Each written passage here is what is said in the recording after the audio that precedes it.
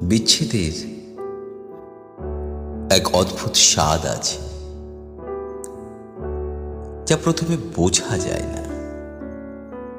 শুধু একটা শূন্যতা ঘিরে ধরে, সবকিছু থাকতে না থাকার মতো লাগে। প্রথম দিকে মনে হয় তাকে ছাড়া একটু থাকা যাবে না, পরে ধীরে ধীরে অভ্যাস হয়ে যায়। তবু একটা কান্না জমে থাকে বুকের ভিতরে। বিচ্ছেদের স্বাদ খুবই তিক্ত, তবু সেটাই জীবনের সবচেয়ে গভীর পাঠ। কে আপন ছিল, কে অভিনয় ছিল, সব বুঝিয়ে দেয় এই একটুখানি দূরত্ব।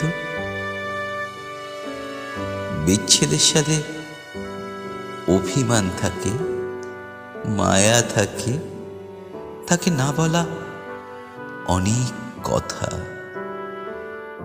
যা শেষ পর্যন্ত